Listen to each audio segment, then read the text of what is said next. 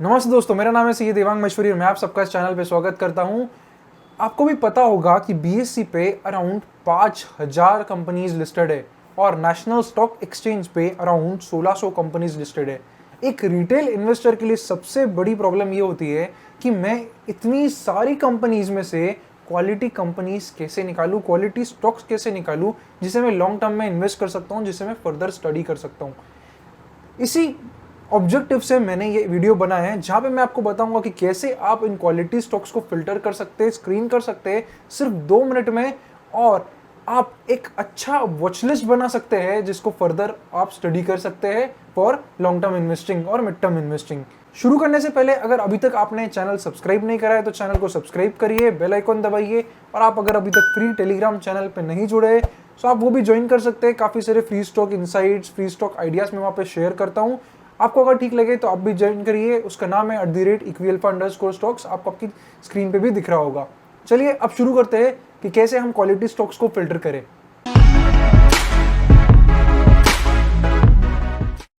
अब हम बात करते हैं कि क्या वो टूल है, क्या वो तरीका है जिससे आप सबसे फास्टेस्ट तरीके से कंपनी को स्क्रीन कर सकते हैं, अच्छी कंपनी, अच्छी क्वालिटेटिव कंपनी तक पहुंच सकते हैं।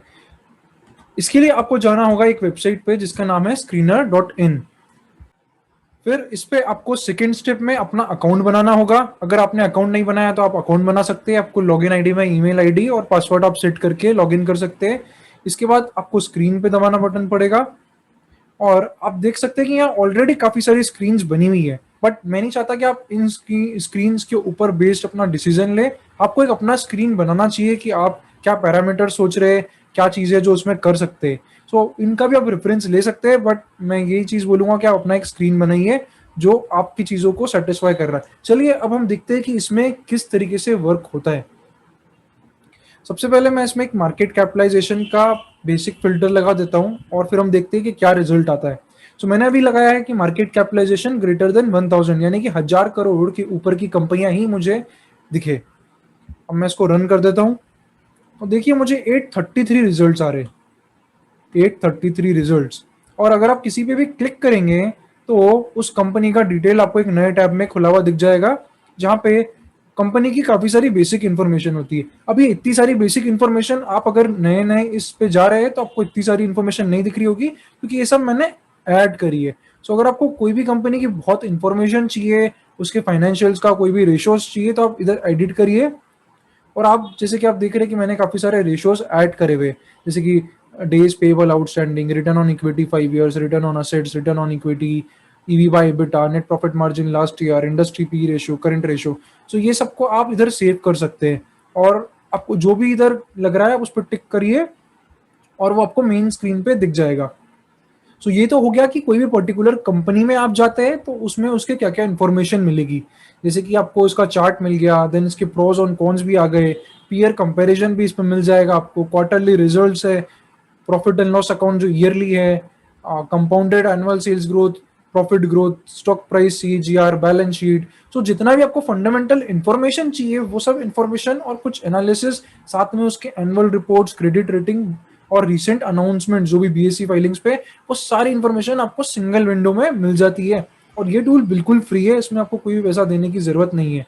अब बात करते हैं स्क्रीन को फर्दर बनाने के लिए, क्योंकि अब पॉसिबल नहीं है कि हम 833 स्टॉक्स को फिल्टर करें या हर एक को पढ़े। अभी हम इसमें फंडामेंटल पैरामीटर्स लगाना स्टार्ट करते हैं। सबसे पहले तो हम जो फंडामेंटल पैरामीटर लगाएंगे, जो मैं पसंद करता हूं, जो मुझे सही लगता है, वो है ग्रोथ का। देखिए ग्रोथ, प्रॉफिट ग्रोथ और stock price growth long term में कहीं ना कहीं मैचअप हो जाता है, इसलिए ग्रोथ एक ऐसी चीज है जो आपको हर कंपनी में देखनी चाहिए। तो सबसे पहले हम लगाते हैं सेल्स ग्रोथ का।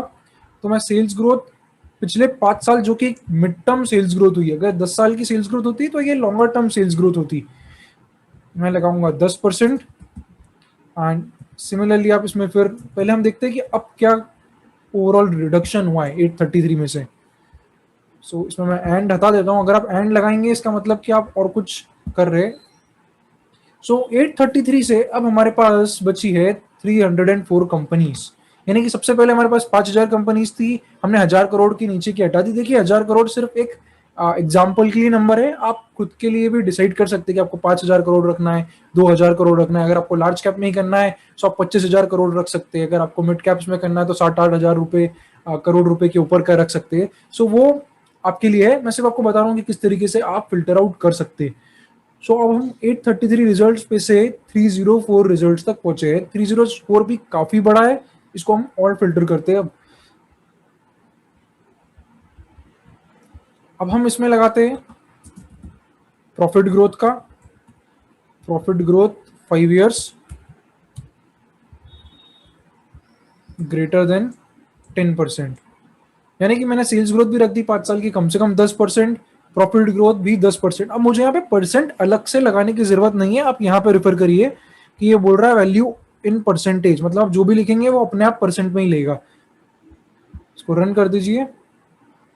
अब हम 300 कंपनी से 217 कंपनीज पे पहुंचे, यानी कि हम और जो ओवरऑल कंपनी है वो रिड्यूस करते जा रहे हैं फंडामेंटल पैरामीटर्स पे। और अगर आपको फंडामेंटल पैरामीटर समझने हैं मल्टीबैगर कंपनीज के, कि मल्टीबैगर कंपनी में क्या वो कैरेक्टरिस्टिक्स होते हैं जिसके कारण वो एक्चुअली मल्टीबैगर होती है एक दिन, क्या वो फंडामेंटल पैरामीटर्स है, तो उसका मैं वीडियो ऑलरेडी काफी टाइम पहले बना चुका हूं। अगर आपने अभी तक नहीं देखा तो आप देखिए द सीक्रेट्स ऑफ मल्टीबैगर्स, और उसमें आपको मैं सारे पैरामीटर्स एक्सप्लेन करता हुआ दिखूंगा कि क्या वो पैरामीटर्स है जो आपको ध्यान रखने चाहिए।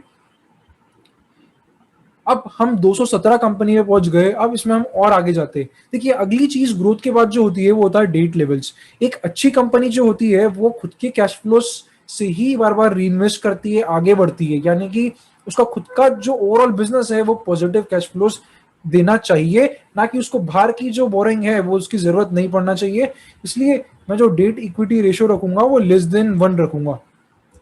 अगर आपको 1.2 भी रखना है तो भी आप रख सकते हैं, 1.5 रखना है तो भी रख सकते हैं, बट उसके ऊपर यूजुअली मैं जाना प्रेफर नहीं करता हूँ। बाकी आपको किस तरीके की कंपनी चाहिए, साइक्लिकल कंपनी चाहिए, कंसिस्टेंट कंपाउंडर कंपनी चाहिए, उन सब के ऊपर भी डिपेंड करता है कि आप कौन सा पैरामीटर यहाँ फिट करें। अभी हम एंड हटा देते हैं और अब हम देखते हैं कि 217 से अब कितनी कंपनीज तक हम पहुंचे। 217 से अब हम 165 कंपनीज पे पहुंच गए। 165 कंपनीज।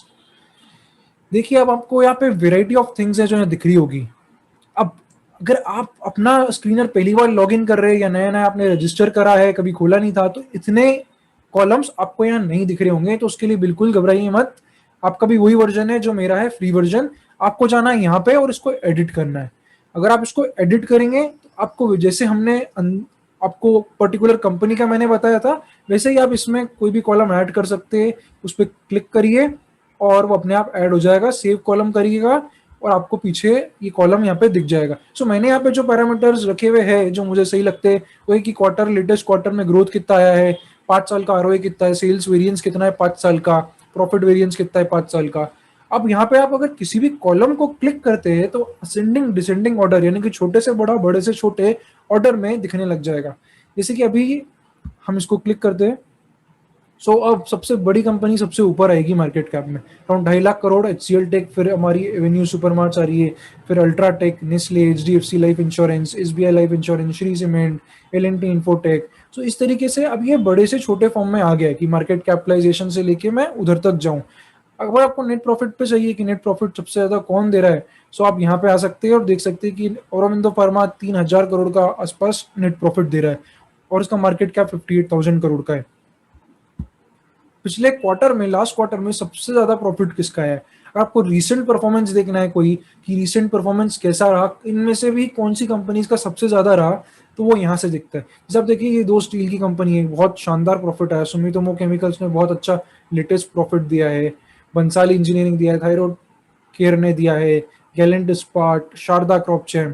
सो अब यहाँ पे क्या होगा कि इससे आपको ये चीज समझ में आएगी कि बिल्कुल लेटेस्ट क्वार्टर में भी कौन अच्छा परफॉर्म कर रहा है और मिड टर्म यानी कि 5 साल में किसने अच्छा परफॉर्म करा था। सो दोनों चीजें यहाँ पे उससे आप देख सकते हैं।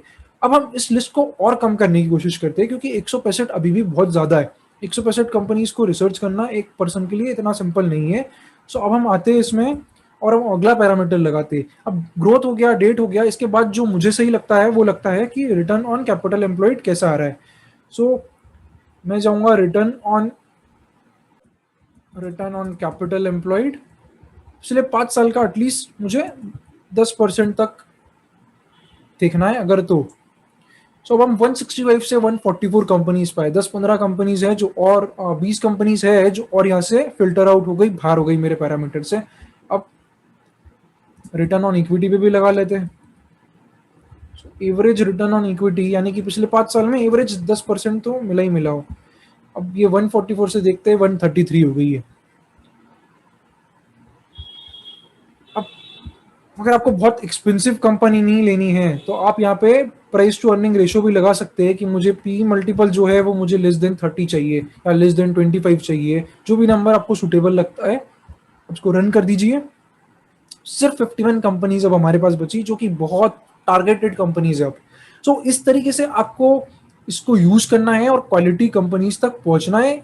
ऑफ कोर्स इसका मतलब ये नहीं कि आप पूरी की पूरी 51 कंपनीज यहाँ पे खरीद लीजिए, आपको कंपनी समझना पड़ेगा, आपको सेक्टर समझना पड़ेगा, और उस तरीके से आपको ओवरऑल चीजें बिल्ड करनी पड़ेगी कि इसमें से कौन कौन से सेक्टर्स है जो अच्छा कर रहे हैं नहीं कर रहे, और आपको फर्दर एनालिसिस करना पड़ेगा। बट एक जो सबसे टफ काम होता है वो ये कि 5,000 कंपनी में से हम कौन सी कंपनी पढ़े, कौन सी कंपनी हम पिक करें पढ़ने के लिए, वो यहाँ से सॉल्व हो जाती है।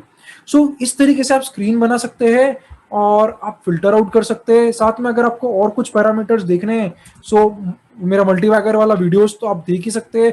उसके अलावा आप यहाँ पे लेटेस्ट क्वार्टर की अर्निंग्स भी लगा सकते हैं, या आप प्रमोटर की होल्डिंग भी लगा सकते हैं 51% से ज्यादा। सो वो सब चीजों के साथ ये और कम हो जाएगा। सो इस तरीके से आप इसको यूज कर सकते हैं और अपना टाइम काफी बचा सकते हैं। उम्मीद करता हूं ये वीडियो आपको इंसाइटफुल लगा होगा। कमेंट करिए कि आप कौन से फंडामेंटल कैरेक्टरिस्टिक्स देखते हैं कोई भी कंपनी खरीदने के पहले, और अगर आपको कंटेंट अच्छा लगे तो सब्सक्राइब करिए, लाइक करना मत भूलिए, क्योंकि आपका लाइक ही मेरा मोटिवेशन होता है और रिसर्च करने के लिए और अच्छे स्टॉक्स निकालने के लिए और आप तक पहुंचाने के लिए। मिलते हैं अगले वीडियो में। Thank you.